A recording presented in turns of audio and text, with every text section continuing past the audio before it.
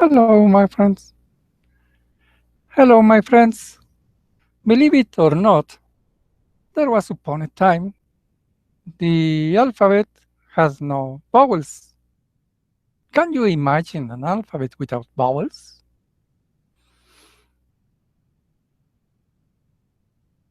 Many, many years ago, the Phoenicians invented the alphabet. Before the alphabet, there were many signs, pictures, and or there was no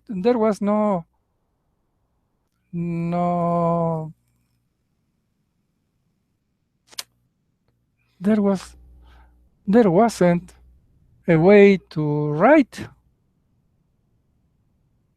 There was no writing. So the Phoenicians made maybe they copied the idea from the Egyptians, and they spread the alphabet all over Europe. The Phoenicians were people who used to live in business, commerce. They had many ships. They were sailors. And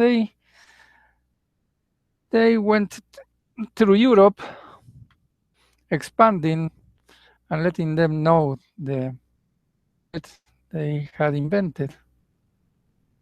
But there's a curious thing.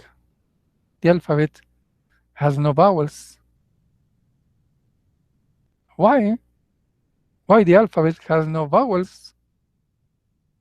That's a mystery. Maybe, supposing, maybe, because the place that they were born was a place where the consonants used very little sound, just as a vowel. Let me tell you that all the consonants, all the consonants, if you don't use a vowel before or after the letter, it's hard to pronounce. Maybe it's impossible to pronounce. Let me give you some examples. The letter T. The letter T. How do you say the T without the E? It almost doesn't sound. So the consonants need the vowels. But many cultures in ancient days, they spoke with consonants and a little sound like a vowel going through the throat. And so when the alphabet was made, it had no vowels because there were no vowels. There was a little sound that seemed a vowel. Why is very important to know that there was upon a time the alphabet had no vowels, because English is a language that they continue pronouncing the consonants with a little sound coming from the throat. There's a big difference between a vowel said in Spanish and a vowel said in English. In English, indeed, they have a name for that little sound. They say that this name is schwa. Schwa. What is the schwa? The schwa is a little vowel, a little sound coming from the throat that, as a mediator, it's like a vowel. And in every word, we find the schwa sound. Yes, the schwa sound is very common. It's as common as the vowels in Spanish. But in Spanish, we have the vowels, we have the schwa. Let me see if I can give you more examples. And it's very easy to find words. Schwa. It's almost all of the words in English has a schwa. And in a sentence, we find words with vowels between schwa, between a hard sound like in Spanish, but very few. They only use the vowels, the pronunciation as a vowel, only in the most important words. Let you know what's the message. What do they want you to understand? So they put emphasis. They say stress when they say a vowel in a higher pitch than a schwa. A schwa is a weak sound, and the stress is a higher pitch. So I've read 2 stories from this book, stories to surprise you. I read the Hasty Act by Mark Brandel, and the second, The Man Who Hated Time. Let's see the first, and some words. So here it's in Spanish. Well, not in Spanish. Here it says purpose.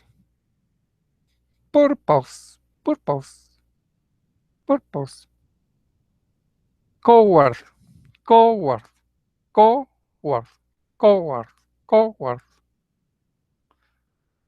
Word is schwa. Co is stress. So they gave the name stress. In Spanish, we could say a vowel. So it's very interesting because many years I've tried to speak like a native. That's been my goal. But now in internet there are a lot of good teachers, English teachers, and some of them give you a little tips about how to improve your pronunciation, to get your rhythm, to find the melody of the conversation. Everything in English is music. The music I couldn't understand many years, well, many years I couldn't find the melody or the rhythm in the English spoken. I was imagining to find the guitar, to find the violin, the flute. I was wondering where the music of English was. So I've tried a lot of techniques to improve my fluency, and I began to record myself and to put my videos here in YouTube, in this my channel. You can see my first video is very different from this video. This is my video 13 in English. You can see my first video. There's a big difference in my fluency. I haven't improved my vocabulary. All what I am doing is talking and talking and talking, but when I watched my videos, I got scared of my pronunciation because it's very strong. Spanish sounds very strong, the words, the vowels. And in English, it's very weak, very weak. Even the stressed vowels. So the sound of English comes by the throat. To change your mind and to change your voice. When you speak Spanish, you have to change the way of saying the things, to put the air here in the top of your mouth. And to speak English, to let the sound comes from here, from the from the upper side of the throat. So now that I am trying to speak with the motorcycle technique, I invented that name to have a technique, that improves, or that remember me that I have to change my way of saying the things, to get my tongue back of my mouth, to open my throat, to speak like an echo. So it seems like I am a ventriloquist. I'm talking with the throat, and I'm only moving my mouth to modulate the words, to modulate the vowels, to modulate the alphabet, the consonants, the vowels. So in this microphone, when I speak in Spanish, the air goes through, boom, and get to the microphone in direct way. And when I speak in English, like now, in this moment I am talking, the microphone has no harm. The air almost doesn't get to the microphone, the air. The air goes dissipating through this place to the mouth. But why if I am talking softly, well, I'm talking from a very far away from the microphone. You hear my voice loud. Well, because we have resonance. We have our whole body making echo. So it is not necessary to speak loud or to shout to be heard. That's a very interesting thing. It sounds a little queer. It sounds strange.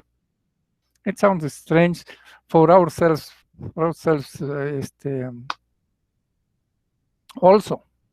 Also, I put my video now in this way of talking, putting all the emphasis here in this part of the throat. And I say, oh, you're talking better than you used to talk. I used to talk in the same way in Spanish. And I needed to change to speak Spanish in my native way and to speak English in the way the native English speakers speak. So, what do you think? Do you think I have improved my fluency? What do you think? This experience of putting videos in English, it's almost started, I think, 15 days ago. In 15 days, I think I've improved a lot. I need to improve because my aim is to become an interpreter, English-Spanish. But if I don't get fluency and my pronunciation doesn't improve, well, maybe I die before my dream, and before my dreams comes up.